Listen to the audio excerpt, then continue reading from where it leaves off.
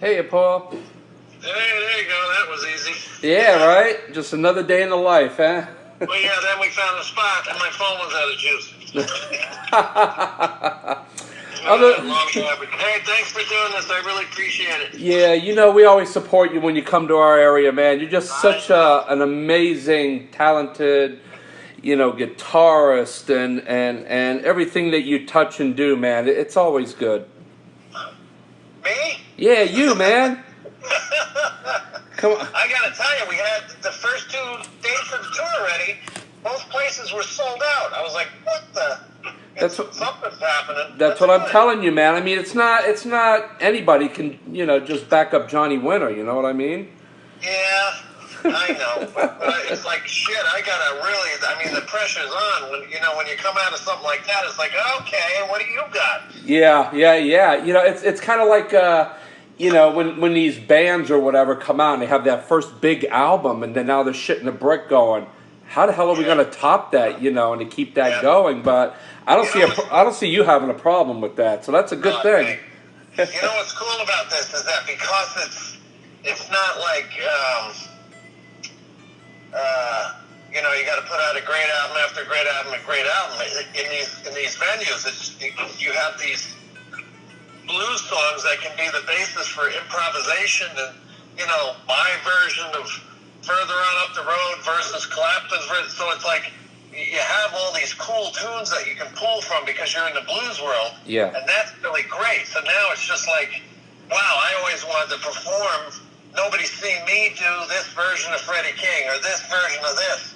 So it's like, and then these the places that I'm playing, they're like these guitar havens. Yeah. And it's like everybody's there to see, okay, riffing. I want some guitar, blues rock, that kind of thing. And it's like, wow, this is really cool. So I feel like I'm already ahead of the game because it's like the crowd that's there wants to see this type of stuff. Because if you play too much guitar, and for people that just want to hear songs, so it's like you got to be careful, but not in these, like Buddy Guys. It's like, okay, you're here to play guitar. Yeah. I love that. It's so cool. So far, these past 2 were like real guitar juke joints, and I was like, holy crap. So I guess the word's getting out, and I'm working on a blues album anyway, so. Exactly. Cool. So, Well, I've seen you 6 times already. We've covered your shows, and I noticed with your shows that you never do the same show twice. I mean, and I think with the guitar versus any other instrument, I think you can really go off somewhere or completely out of the box. And like you said, anybody could do the same song every single night. But as a guitar player, I think you can take your solos and kind of just do whatever you want with them to make them different for each show, Exactly. And then the songs are the foundation for that improv. Yeah. And the fact that I bring lead singers out and I rotate the artists, to get the best around. And it's sort of like a Jeff Beck thing. It's like, well, it's going to be Beck and this and Beck and that. It's going to be Paul and this and that. People have accepted that. Yep. So because I have a lead singer, it's like, oh wow, they're actually playing some songs. Yeah. It's just not like riff, which is still in there. Yeah. It's like, okay, now there's some verses, so it's like everybody can get into it. And then I mix it up, with Johnny's stuff to pay tribute to him, and then some of my own stuff. So it's fun to play. I just want to play. That's all I ever want to do. Well, that's awesome. We're here to listen, and we're real excited to see that you're back in Florida. I mean, you come here often, and you must really love Florida because you have 8 dates coming up starting March 6th in Goodland, Florida, and taking us through 8 cities all the way down to the 17th, which is going to end in Brookville, Florida. I thought people would get sick of hearing me, but it's like, they're coming back more each time, and maybe they're going, wow, you really missed something. I don't know how that process works. But as long as they're booking me and I get to play, like you said, I always try to keep it fresh. I add new songs, change up the instrument, the artist, that kind of thing. Yeah. And, so it's really cool. And Florida, is like a central hub now. It's like I really built a good fan base there. I think, I played there a lot with Johnny, and now since I played there, the word's gotten out. So, the word, not just social media, but it's a mixture of that and just people going, I was there. Yes. Yep. So it's, there's a lot to be said for people that are talking to each other on the cell phone, just saying, hey, it was a good night out. You guys should come down. And I like that. Like I said, the blues community is, man, it's a network. Oh, it's amazing. And, it's like anything else. Some genres of music, it's there for a moment so strong, then it kind of trickles off a little bit. And I think with blues right now, it's exploding again. I was just with one of your friends that you played with so much, Joe Bonamassa, and he just did. He knows me. He just did 3 sold-out shows right here. And I mean, if he would have stayed another few days, he could have easily sold out the Broward Center over here. But it's the hunger that. The place I just left wants me in October for 2 nights in a row. I'm like, what? Yeah. Wow. Yeah. But the blues rock thing, because of guys like him and Warren and all our little cohorts, they like a little rock with their blues. Yeah. Oh, absolutely. Yeah. And that's what's so great about Badass Generation. That album is just fantastic. I got to tell you. Thanks. Yeah, I play a few from that. I had to be very careful coming out. It's almost like I almost feel like the same problem, or not problem, but the same what Johnny went through, because he was labeled as a rock blues guy, and he tried to lose that rock tag. He felt when he got really big, he told me he felt like he sold himself out to the blues. I go, what are you talking about? I go, people researched where you came from, and that drove him towards the blues, because you had the songs I were playing too rocked out, Jumpin' Jack Flash and all this, and sure. Johnny Winter Andy goes, it was just riffing and playing, and everybody's playing all over my singing, and now I get it. You have to be very careful how you blend that together, because you can get too heavy. So, but again, I'm fans of bands like Free and Zeppelin and ZZ Top, but at the same time, Freddie King and Johnny and T-Bone, and then for slide, Robert Johnson. So now there's this whole hybrid coming out, and it's given blues a shot in the arm, because it still pays tribute to the respectability. And that's another thing that I do. Mm-hmm. I'm playing the real stuff. Yeah. I'm picking from those tunes. My style comes out, and it's going to affect the song like anybody who did it themselves would. But, I went into, we played The Thriller's Gone somewhere the other night, just threw it in there. Mm-hmm. In a hardcore blues club.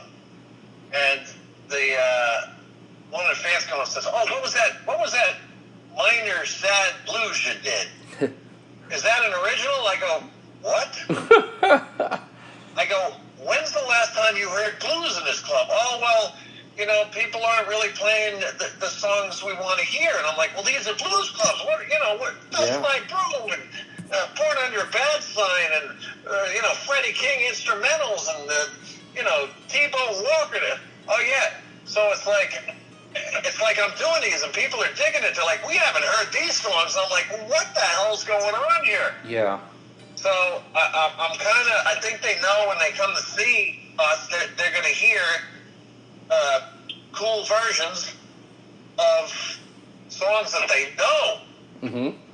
Mixed in with the other tunes, my stuff and Johnny's stuff. So I think the word's getting out that, wow, we're actually going to hear some friggin' blues. I tell you, I'm super excited that you're back. We're actually going to cover your Jupiter, Florida show, which is on Saturday, March 9th. So a Saturday night at the Double Roads Tavern. I mean, it's going to be... That's a cool place. That's cool. Schofield walked in and sat at the bar all night and watched us play. No kidding. Yeah, I know he's from there. Yeah. Yeah, and it's just going to be a blast. I mean, and I want to know, what is it about the guitar that drew you to the instrument? I mean, because you could pick up anything and play, but you obviously chose a guitar, or did the guitar actually choose you?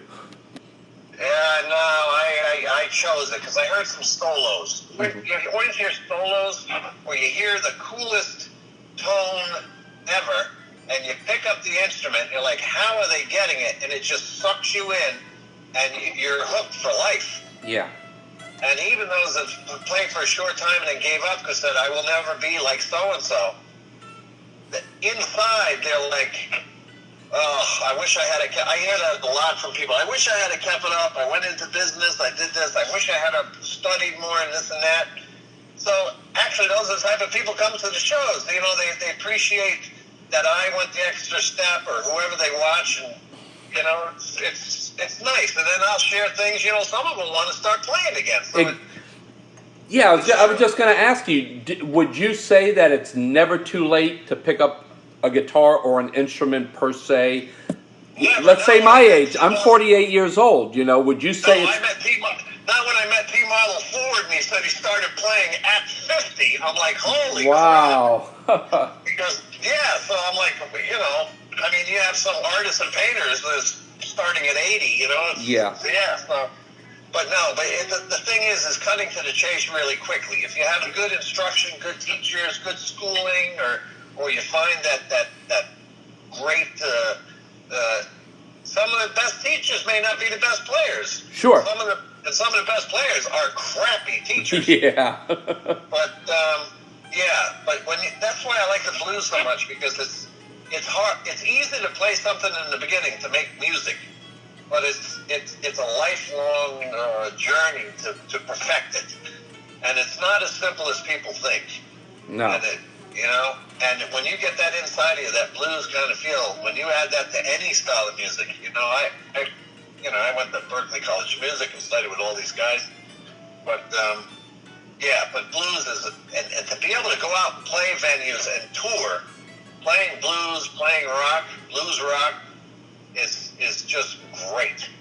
You know, rather than going out and, you know, playing things that you're just going through the motions, you know, this is great. And as a player, every night I'm studying new artists on the way to the show, or back at the hotel, or at rehearsals, you know, learning this riff, that riff, this idea. And each artist had something to offer individually because of their individual style. Yeah. So to be able, from a musician standpoint, to be able to learn that and then apply it at this show and then the next show, and all of a sudden, okay, it's almost part of me, it's part of me, and you see the audience, you know, and how they react. Wow, I hear a little of this, I hear a little of that. I love that back and forth, which you can only get at a live show. You can't get that.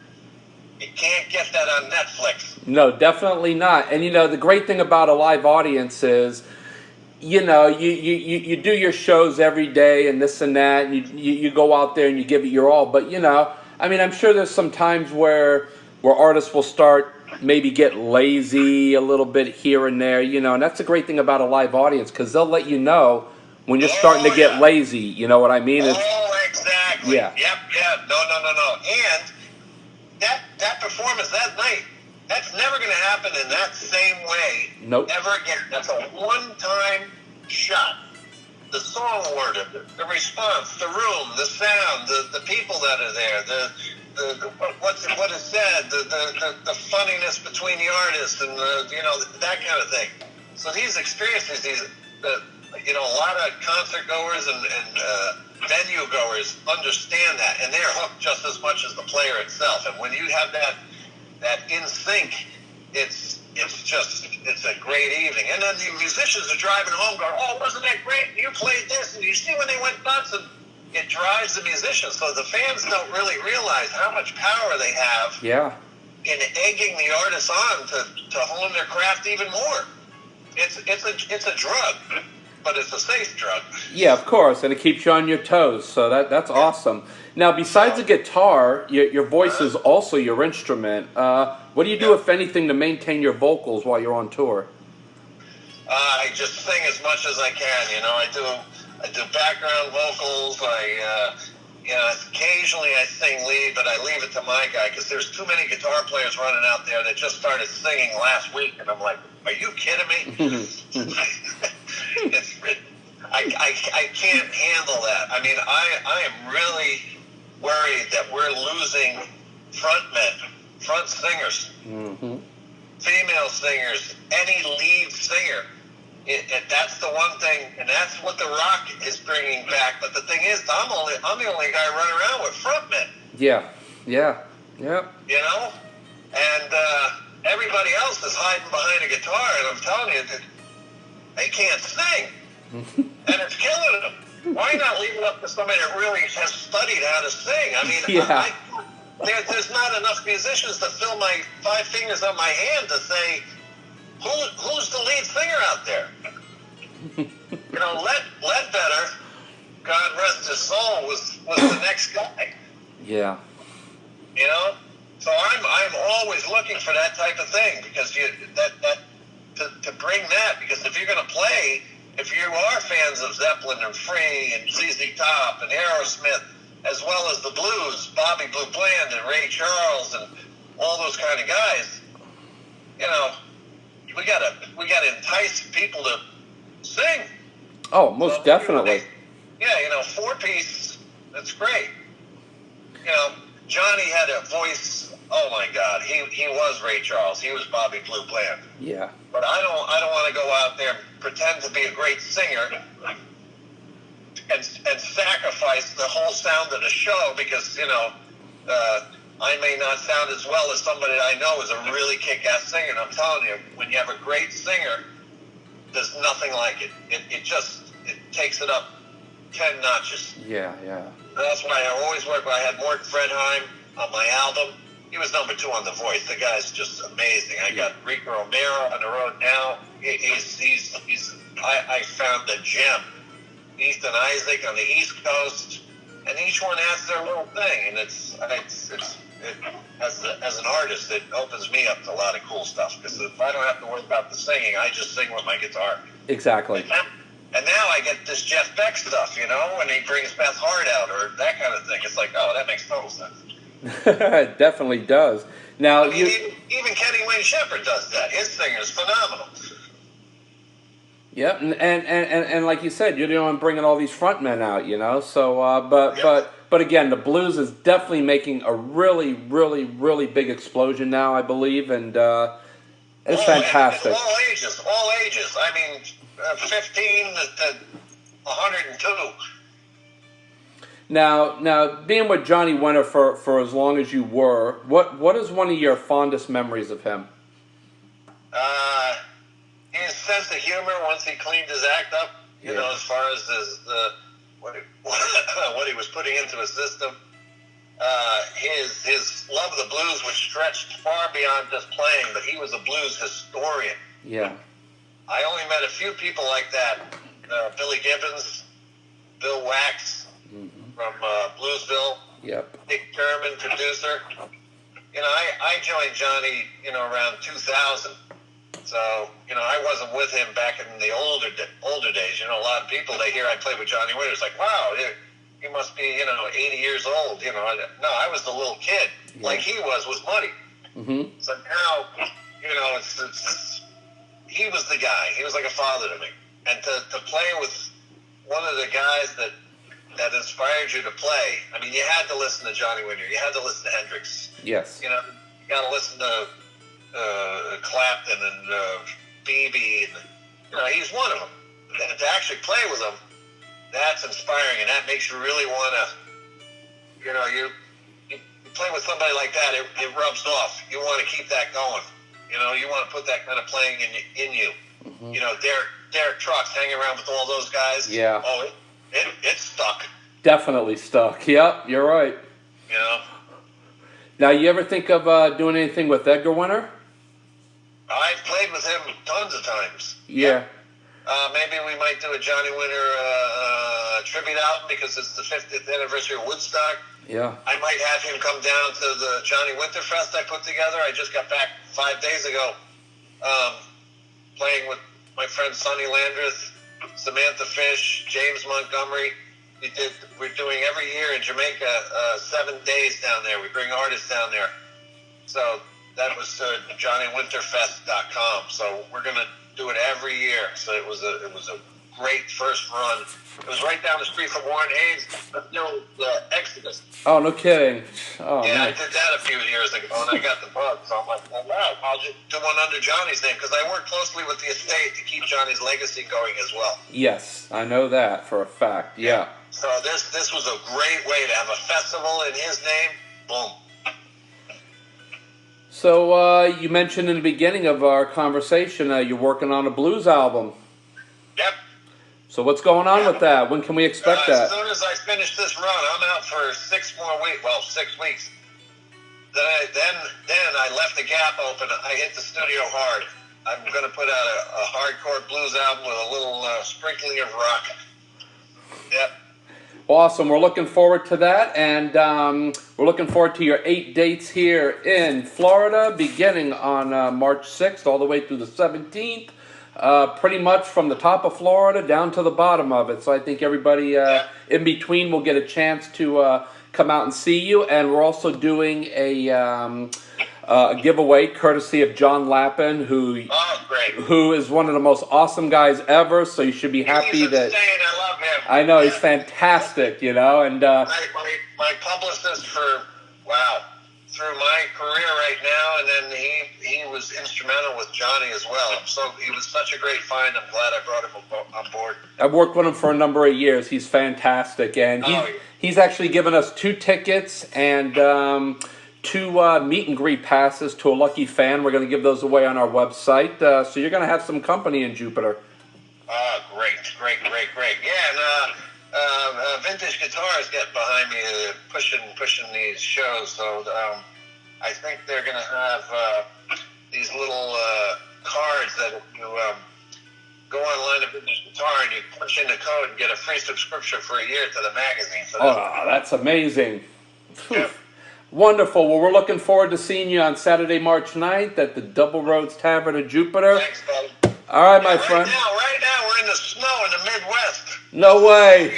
Oh, dude. And I think Tommy Boland's brother might come to a show and sit in on one of the gigs. Oh, no kidding. Oh, that's exciting. On Tommy Boland's teaser record, for those of you who don't know who Tommy Boland was, he was, wow. Ask Warren Haynes who Tommy Boland was. Exactly. But, yeah, so I'm excited to see that and do that. Well, it's going to be, I tell you what, it's 79 degrees and sunny here in South Florida, so get your they said I earned the right to play during peak season. Absolutely. So get your asses down here so you can thaw them out and play some fucking kick-ass blues. Thanks, buddy. I really appreciate it. I'll see you soon. All right, buddy. We'll see you later. All right. Bye. Bye, bro.